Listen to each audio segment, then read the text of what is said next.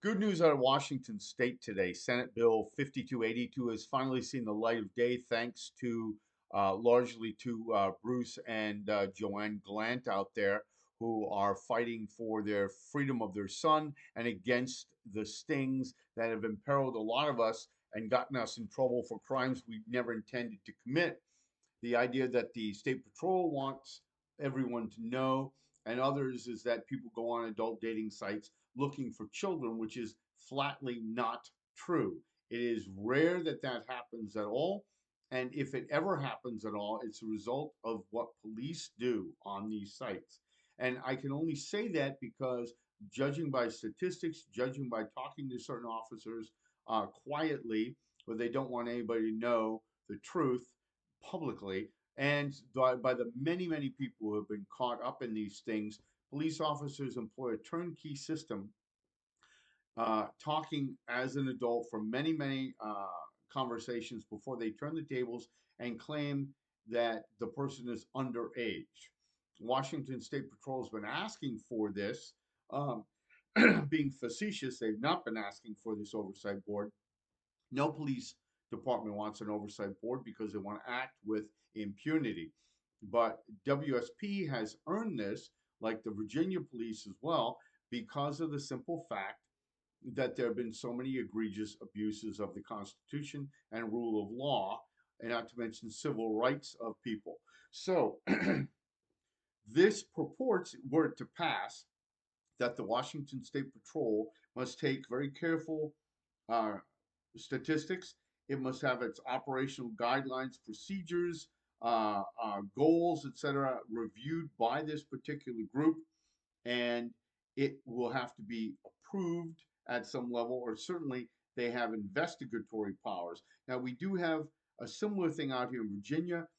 The civilian advisory boards can investigate, but there are limits, and there are certain things I believe that are just delineated by each individual entity.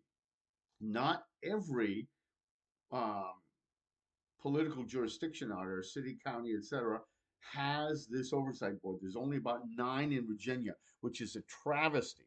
It should be used much, much often, but it is not.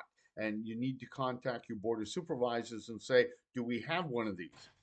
But back to Washington State, part of the reason they have earned this is the 2019 Parker case, in which I think it was Elliot Parker was caught up. He was a member of the Armed Services. He was caught up in a sting on Scout and on possibly Craigslist. I can't remember exactly, but in any event, the duplicitous entrapment methods that the State Patrol used to constantly press sex onto him, claiming that it was a 23-year-old and then a 13-year-old, and going after him was enough for the court to say that this was entrapment, and they dismissed the charges against him. Others were not quite so lucky.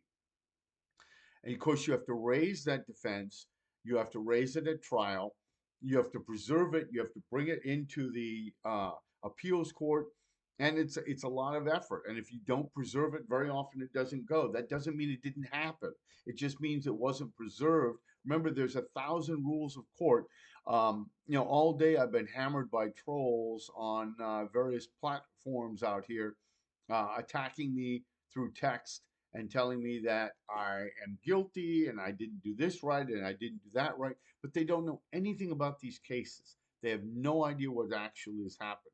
So, congratulations that we have a win out there where we finally have a bill which took forever to get done. The Glants have been working on this for a very long time, in part to rescue their son, who is a victim of these things as well, who is spending many years in prison. He will be getting out soon, and we're happy for him, but he should never have been there to begin with because of the dishonest tactics, claiming somebody was exploiting children when they were not. I have another good case here, hopefully, I'll get to today, where I can share the results of that as well. I'll try to post a link down below.